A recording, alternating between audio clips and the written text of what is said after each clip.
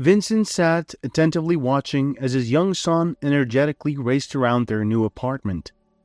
The living room had been transformed into an imaginary metropolis, a sea of cardboard box buildings created by his son's vivid imagination. "Dad, there is so much room to play here," Ryan exclaimed. "You like our new home?" Vincent asked, eyes twinkling. "I love it. Mom would like it too, right? She can see our new apartment, can't she?" Ryan asked, his innocent eyes glistening with curiosity. Feeling a surge of emotion, Vincent walked over to his son, kneeling down to his level. He looked into Ryan's eyes filled with love and nostalgia, then embraced him in a warm, tight hug. "Of course she can, Ryan. Of course, she does," he reassured. 2 years had passed since Vincent's wife and Ryan's mother had tragically passed away. Ryan was just 3 years old at that time, yet he had held on to memories of his mother despite his tender age.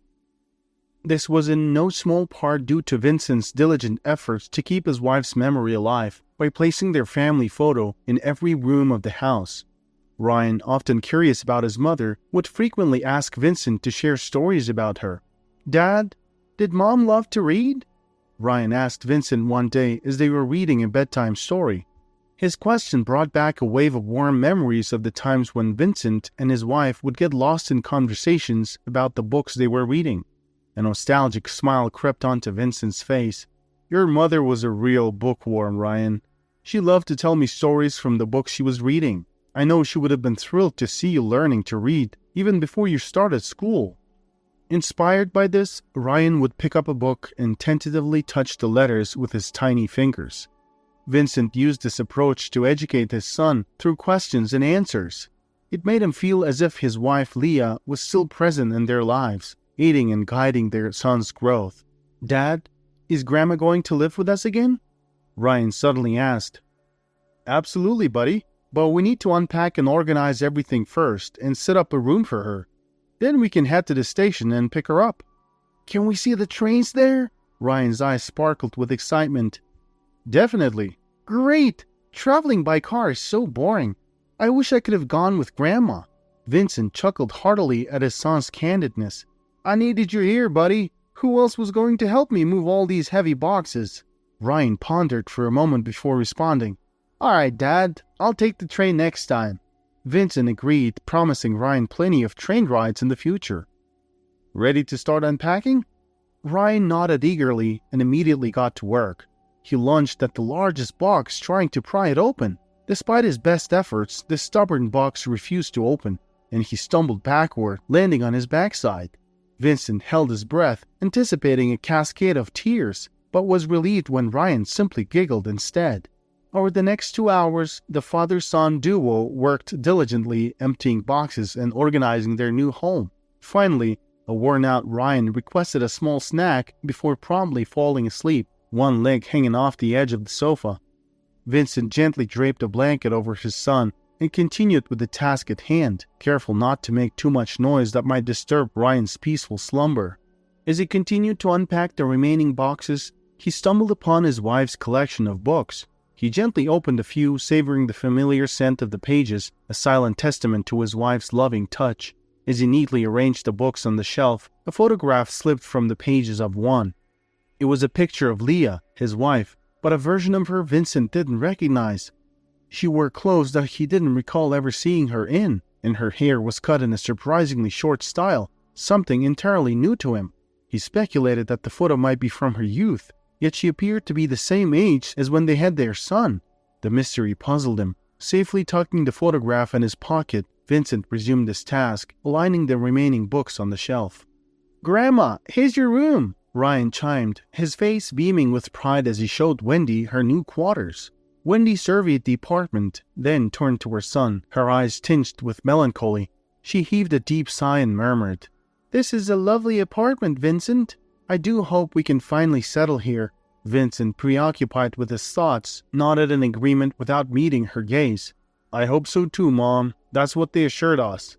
An army officer by profession, Vincent's recent promotion had brought them to this town. The higher-ups, aware of his personal situation, had assured him that he would be stationed here until the end of his contract. However, the end of his contract was nearing, a reality that came with a complex set of emotions.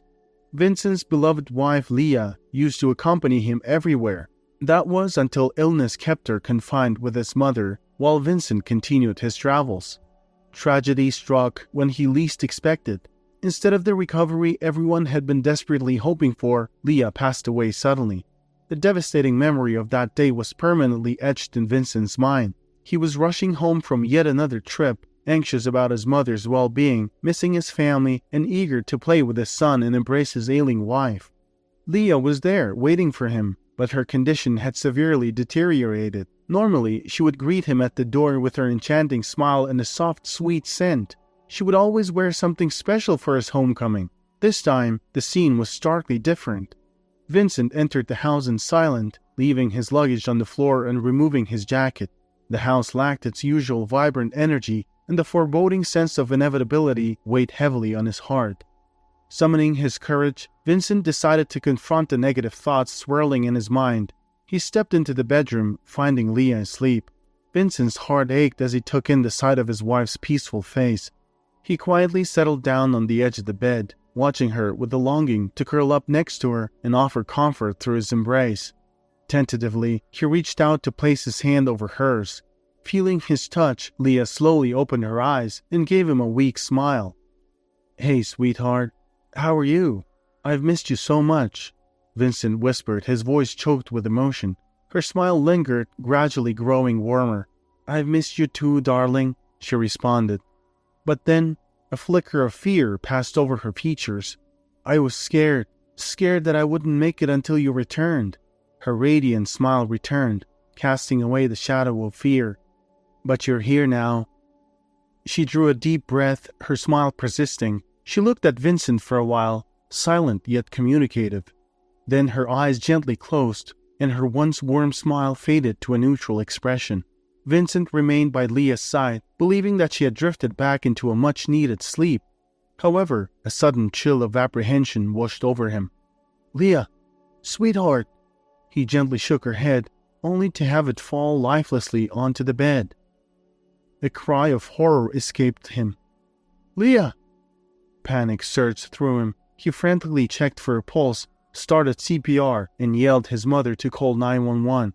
In between desperate attempts to resuscitate her, he caressed Leah's cheek, pleading with her to wake up. The paramedics arrived, but their arrival only confirmed his worst fear. As they covered Leah's body and transferred her onto a gurney, Vincent felt a fog descend on his mind. His screams echoed in the background, unheard by his own ears. His mother held him back, preventing him from chasing after the gurney. "Vincent, please, it's over. She's gone. I'm sorry. You have to stay strong for Ryan," she implored. Ryan, blissfully unaware of the tragedy unfolding, was in another room, engrossed in his cartoons. His laughter, sparked by the cartoons, was the only positive aspect of the moment. Meanwhile, one of the most cherished people in his life had just slipped away from his world. Ryan, being just a little kid, remained oblivious to the event unfolding a few feet away from him. For years, until he grew up and truly understood the gravity of that day, he would believe that his mom had journeyed to a faraway land to fetch him the most beautiful flowers and toys. And so, they found themselves alone. A week after the funeral, Wendy broached the difficult subject with Vincent. "You need a change of scenery, son. This house carries too much weight for you right now. Don't worry about Ryan and me. We'll manage. He's a strong little man, helping out a lot. He'll start attending kindergarten, so I'll have plenty of time to cook and clean," she assured. Vincent didn't respond immediately to his mother's suggestion. He needed time to think. In the following days, he took Ryan out fishing.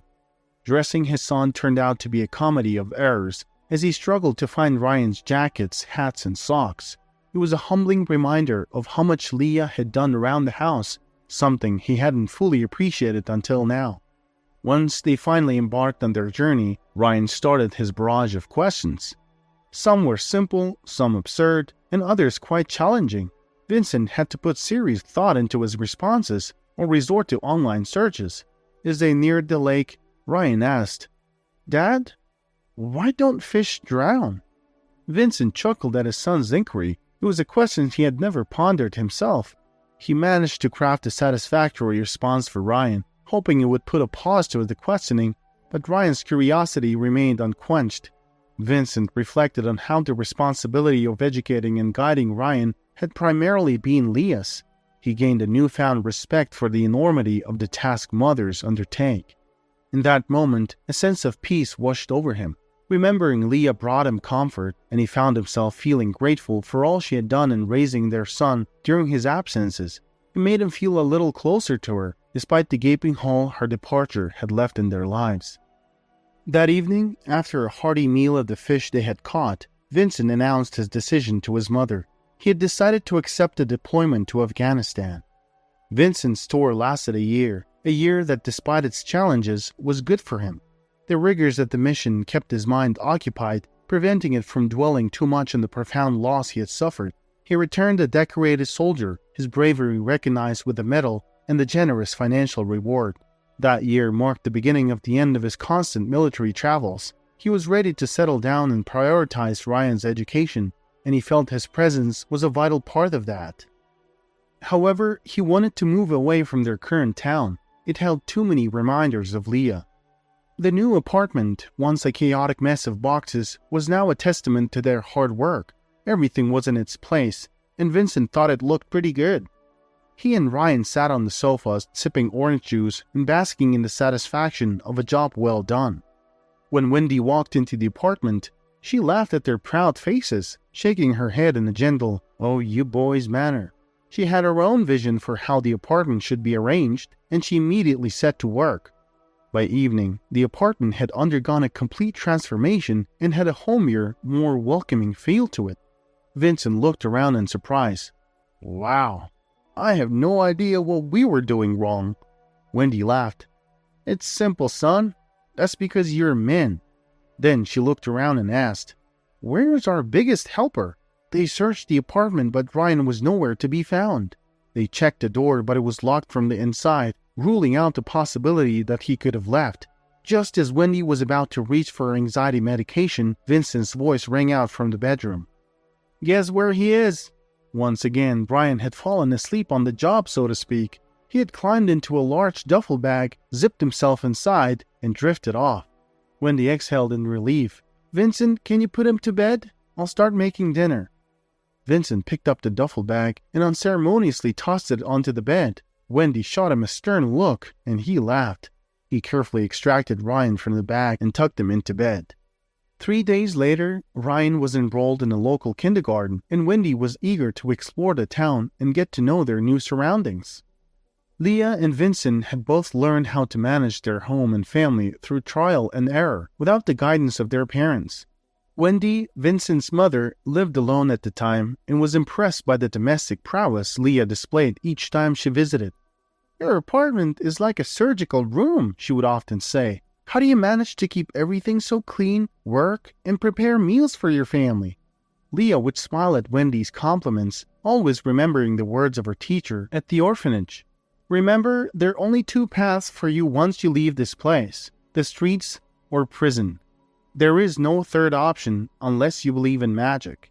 And since you're here, you should understand that there is no such thing as magic." Yet Leah did believe in magic. Vincent was her magic, her miracle. Wendy, who had accepted her as a daughter, was magic as well. And of course, her most treasured magic was her son Ryan. Vincent often wondered why Leah never sought out her biological parents. Each time he brought up the subject, Leah would dismiss it with a shrug. Vincent, however, wished she would at least try. "I don't want to know what happened to them," she confessed once. "I'm afraid of the truth. What if they're alive? What if they abandoned me because they didn't want me? I don't know how I could live with that." But as Vincent would soon find out, there had been something that Leah found out about her past. Vincent pulled up to their apartment building just as Wendy and Ryan rounded the corner. Ryan was animatedly telling his grandmother a story, and Wendy was smiling indulgently. "Hey there, big man," Vincent greeted Ryan, scooping him up in his arms. "Just in time. You're gonna help me with these bags. I've got all of Grandma's mega orders." Wendy peeked in the car trunk, her eyebrows raised in surprise. "There is hardly anything here. You're quite the exaggerator." Once inside their apartment, the family was all smiles and laughter. Ryan, energetic as always, quickly got to work helping his father unload the bags. As Wendy started cooking, Vincent and Ryan sat down on the kitchen sofa. "So, how was your first day, man?" Vincent asked his son. Ryan's face lit up as he recounted his day, detailing everything from the games they played to the stories they read, the lunch they had, and even an encounter with a frog on the playground. "Max wanted to kick it," Ryan told his father, "but I told him, what if she has children waiting for her at home? Max is a good boy though. He's my friend. We're best friends." Vincent let Ryan tell his story, knowing it was important to let his son express his excitement before asking any questions. "Dad, I didn't know that my sister is in the kindergarten. Can we invite her over?" Ryan asked, pausing his storytelling. Vincent looked puzzled. "Your sister? What are you talking about, Ryan?" "My sister, Dad. Even the teachers were talking about it. They were saying things like, 'No, it can't be true,' and things like that. They said Kate was definitely my sister. I'll show her in the morning, you'll see." Vincent turned to his mother, both amused and confused. She shrugged her shoulders and smiled, both of them assuming it was a bit of child's play and not something to worry about. The next morning, while Vincent was speaking to the kindergarten teacher, Ryan ran off inside. Moments later, he came back out leading a little girl. Vincent froze. The girl looked exactly like Ryan, the only difference being that she was a girl. The teacher, Mrs. Wood, studied Vincent's expression. "You probably have no idea what's going on, huh? I can't believe it's a coincidence." Vincent shook his head, shocked and bewildered. "I don't understand anything. I don't know what's going on. We've never even lived in this town." "Do you have any relatives in town? Perhaps someone who could be related somehow?" Mrs. Wood asked. "Not really. My wife had no relatives that we knew of, and I communicate with my relatives, so I would have known." "Who are her parents?" "I guess I should meet them. Perhaps there are things I don't know." "Sure. Kate's got a mom and a grandpa. So, what is it today, Tuesday?" "All right, then her mom's going to pick her up today. She'll be here around 4. "Thank you." Immediately after leaving the school, Vincent phoned his mother to tell her what had happened. She sounded worried. "I'm not feeling too good about this." "Mom, I'm equally confused. I'm not trying to hide anything. I hope you're not worried about that. I'm going to talk to her mom and find out soon." At 3:45, Vincent was waiting nervously outside the kindergarten. Parents were beginning to arrive to pick up their children. When he heard the little girl, Kate, shout, "Mom?" he turned around. Kate was in the arms of a woman who looked hauntingly like Leah. She was young, with the same warm brown hair that Leah had, falling in soft waves around her shoulders. Her eyes, so similar to Leah's, were a startling green, alight with affection as she gazed down at Kate. She was petite, just as Leah had been, and there was a certain gracefulness about her, a familiar air of gentleness that Vincent remembered all too well. She was speaking softly to the little girl in her arms, her voice a soothing murmur that Vincent couldn't make out from where he stood. But he didn't need to hear what she was saying. Her tone, the look in her eyes, they told him everything he needed to know. She loved this child, this doppelganger of Ryan, as fiercely as he loved his own son. As Vincent moved closer, he could see the small, intimate gestures that were achingly familiar. The way she brushed a stray lock of hair from Kate's face, the way she laughed, her head thrown back just a little, eyes crinkling at the corners, just like Leah used to. A cold dread settled over him, his heart pounding against his ribcage. It was as if he was seeing a ghost, a cruel illusion conjured by his mind. He took a shaky step forward, his legs feeling like they might buckle under him any second. He swallowed hard, his mouth dry. "Leah?" he whispered, the word barely escaping his lips.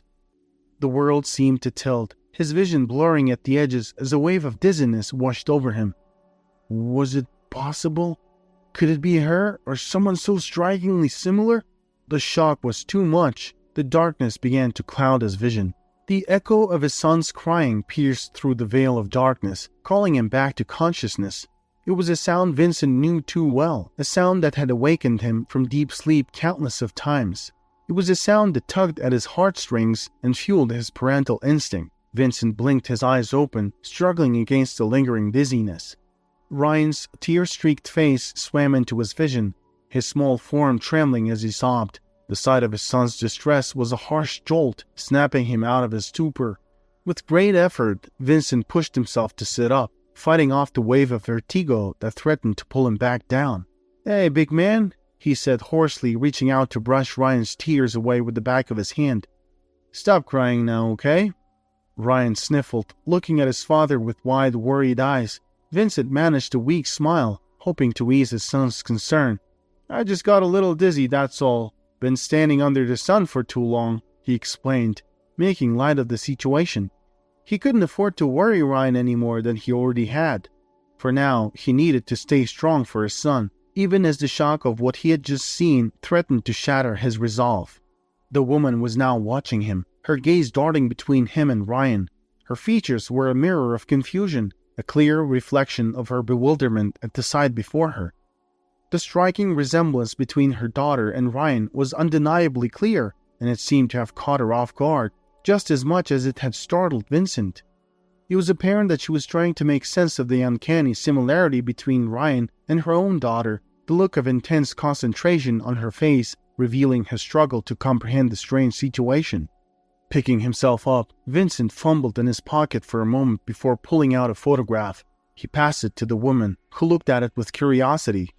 "This is my wife, Leah," he said, his voice carrying a note of sadness. The woman's eyes shot up to meet his, a look of bewildered surprise on her face. "But how could you have this? I lost this picture 6 years ago. That's me in the photo." Confusion washed over Vincent. He could not comprehend what was happening.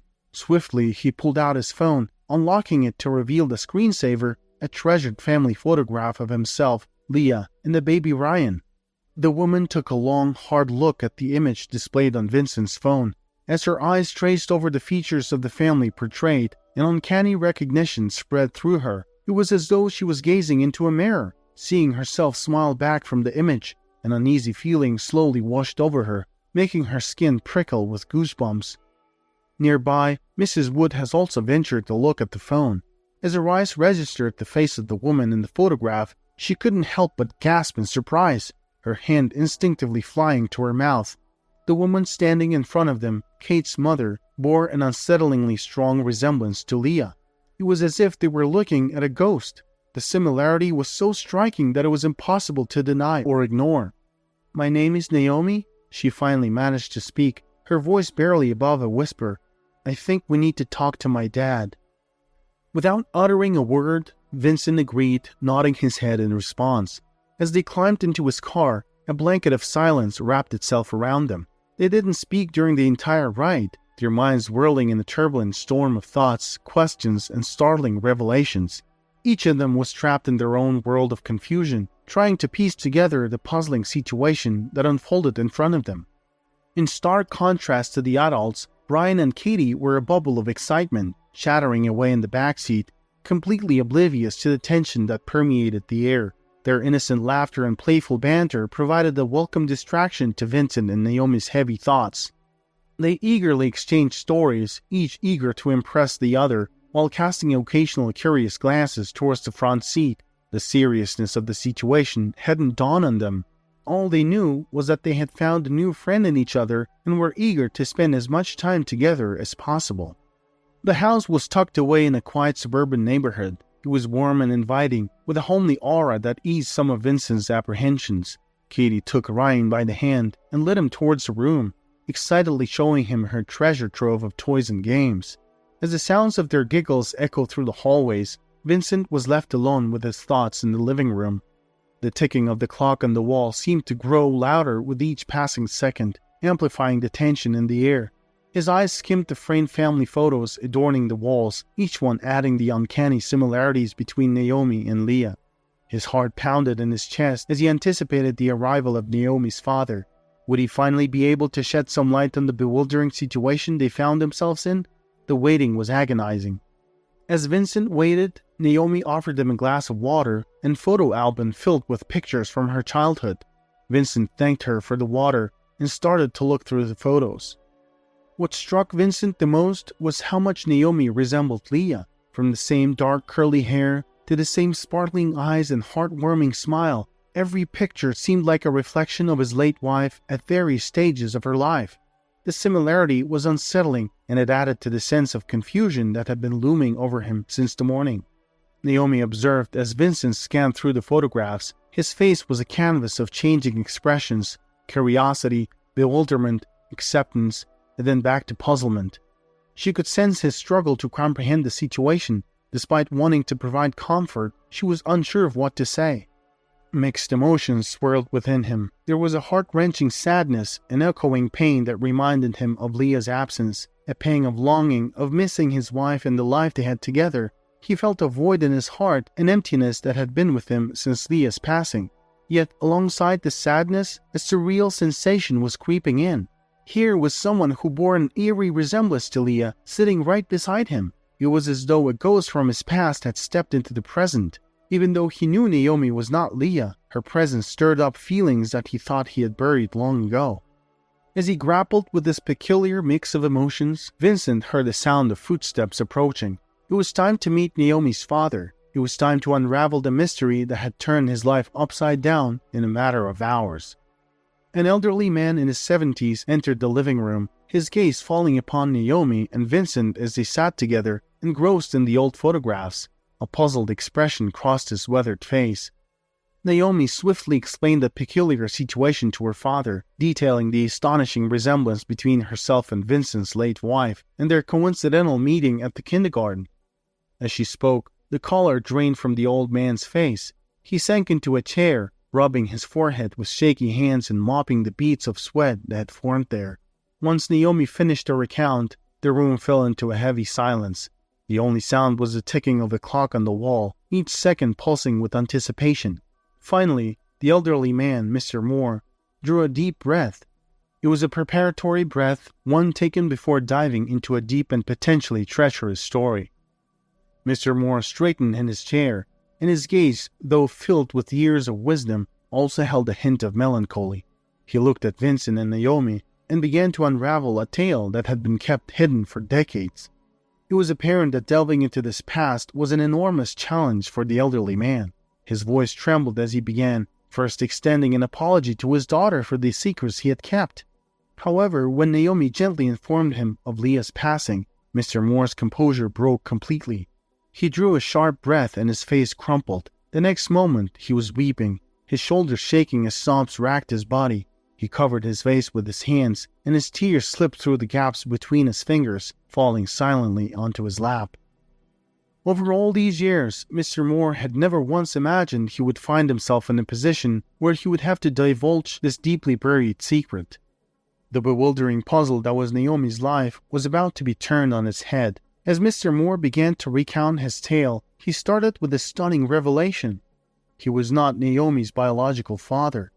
He had met her mother a year after the twins were reportedly born. However, her mother had never mentioned twins to him. She had only ever had one child, or so she told him.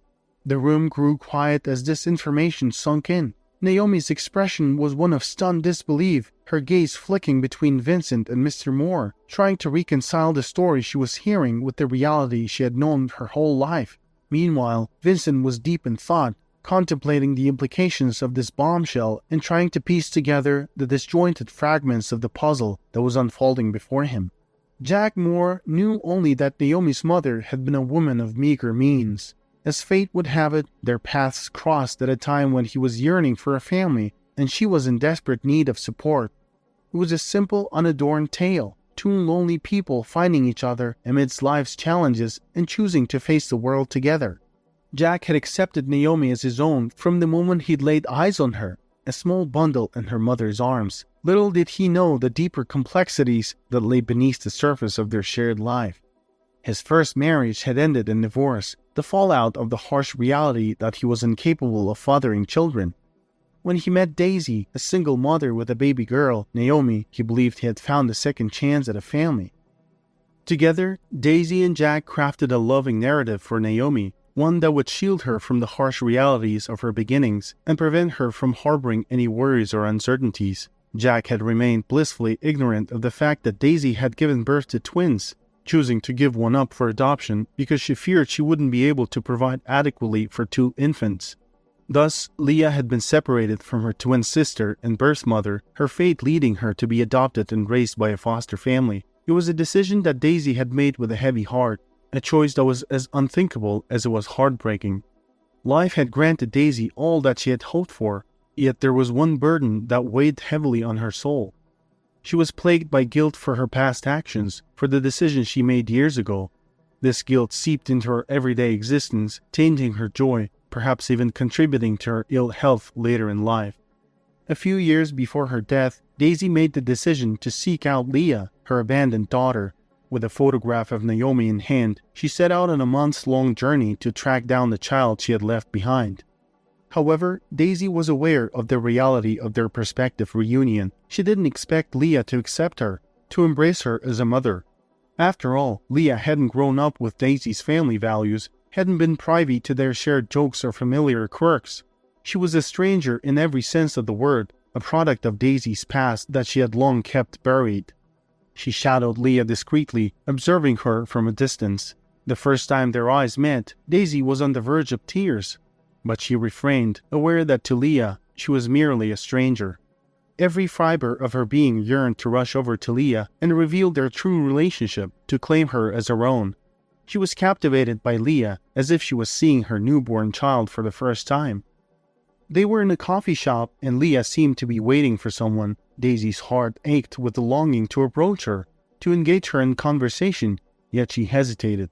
It was a familiar sensation, that of her own selfish desires pulling her one way, while her concern for Leah held her back. She knew that Leah must have moved on, and to reveal her true identity would risk reopening old wounds. It was a risk she wasn't willing to take. Daisy remained in her seat for a while, her gaze fixed on Leah. When Leah rose to head to the restroom, Daisy seized the opportunity to make her exit. She left the old photograph of Naomi on the table where she had been sitting. A waiter came by to tidy up the table and found the forgotten photograph. Taking a quick look around to locate the owner, the waiter noticed Leah returning from the restroom. Looking back at the photograph and then at Leah, the resemblance was unmistakable. The waiter approached Leah, handing her the photo and saying that she must have dropped it. From that day forward, Leah's life was no longer the same. She started experiencing nightmares, and the creeping sensation of being watched would often disturb her peace. Her fear and growing depression began to weigh heavily on her, disrupting her everyday life and mental well-being. Sadly, these escalating stressors would only exacerbate Leah's existing health issues. In a cruel twist of fate, the stress and strain from her emotional turmoil would contribute to a rapid deterioration of her health, ultimately leading to her untimely demise. Ryan and Kate formed a deep bond, constantly declaring their brother-sister relationship to everyone around. Their connection was so palpable that they didn't really need to assert it. Anyone who looked at them could see their sibling affection for each other. Naomi became a frequent visitor at Vincent's home. She eagerly soaked up any anecdotes or memories they shared about her late twin sister Leah. This was her way of discovering a lost part of herself, a piece that had been missing all her life. Through their stories, she began to form a picture of the woman her sister had been, and in a way found a new connection with her own past. Over time, Vincent's feelings toward Naomi began to evolve. At first, he couldn't help but see glimpses of Leah in her, a poignant reminder of his lost love. But gradually, he started seeing Naomi for the individual she was, distinct from her twin sister in many ways. The differences between the two women began to manifest clearly, erasing the shadow of Leah that Vincent initially saw in Naomi. They had different tastes, different mannerisms, different ways of laughing, and a different outlook on life. Eventually, Vincent and Naomi found themselves requesting their parents to babysit Ryan and Kate. They started going out together to the movies or dining out, just the two of them. They began to enjoy each other's company and to appreciate the unique person the other was. Despite the strange circumstances that had brought them together, they found a comforting companionship in each other. Frequently, Jack, Naomi's stepfather, would eagerly offer to pick up his granddaughter Kate from the kindergarten. This gave him a chance to spend more time with Ryan's grandmother, Wendy. It was clear he cherished these moments. Over time, the bond between the two families grew stronger. The shared connection of Ryan and Kate served as a catalyst, and the family slowly began to meld into one. A year after this unexpected reunion, Vincent and Naomi decided to solidify their relationship. They had a modest but heartfelt wedding. Despite the unorthodox way their paths had crossed, They found love and companionship in each other. Together, they built a new family, one built on understanding, acceptance, and a deep respect for the unique journey that had led them to this moment. Life moved on its usual rhythmic flow. Vincent, Naomi, Ryan, and Kate, along with Jack and Wendy, were now a united family, bonded not only by blood, but also by an intricate tapestry of shared history and emotions.